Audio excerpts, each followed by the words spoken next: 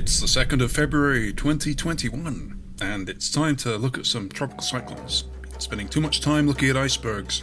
Let's get down to business. We got a couple of things going on in the southern hemisphere right here.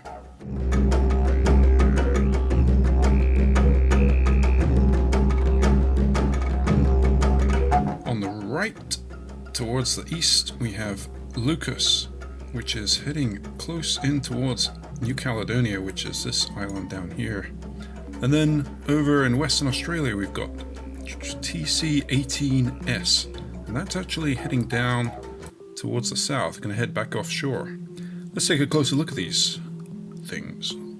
Here is TC Lucas, which is a 45-knot tropical storm strength system.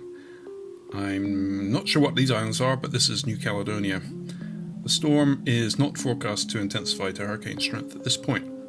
Let's check whether the H Wharf wants to juice it up.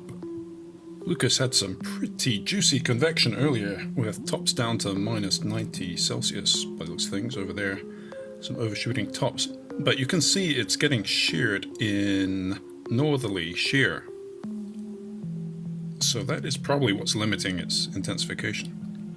Those three islands are the Loyalty Islands, turns out. And the storm is heading through kind of like this, so there's definitely going to be a hell of a lot of rain on these islands. That's one thing. And then through southern edge of New Caledonia.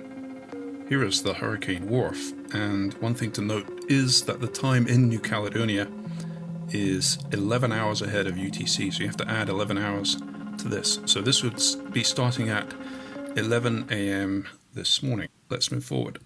Actually, the storm in the H Wharf behaves a little differently to the JTWC forecast. It goes in, and so some strong winds on those islands of mainly tropical storm force winds, and the storm then seems to stall and struggles around New Caledonia.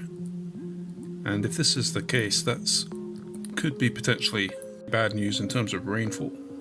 Here is the total accumulated rainfall from the GFS, and it picks up quite strongly on the northern coast of New Caledonia, up to the over 200 to 300 millimeters of rain.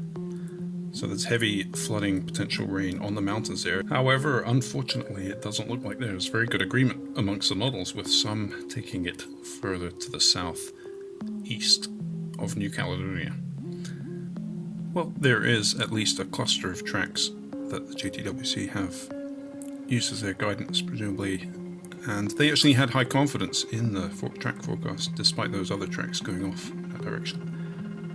And there is New Caledonia, and you can see the mountains on the island. It is a long island, a really pretty large island, with a lot of mountains to collect a lot of rain. Let's move on to the next one. And next up we have Tropical Cyclone 18, which is actually a tropical low, according to the Bureau of Meteorology. It's a bit of a landfoon-y type system as it is over land. And it is forecast to move offshore. So I think we need this storm to come offshore and settle itself down before getting a really good idea. The problem that the storm has as it moves off the shore is that it's going to be quickly moving into cooler waters that are not able to support a strong hurricane.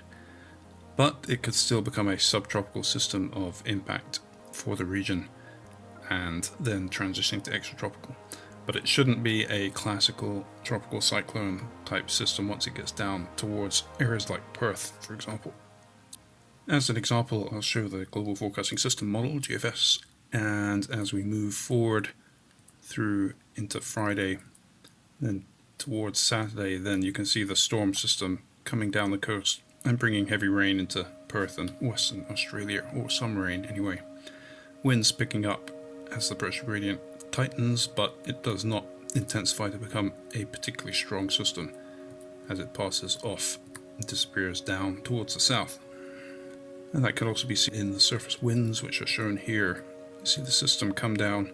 The winds pick up to tropical storm force. They're about 30 knots to 40 knots, but they don't get beyond that in this current model.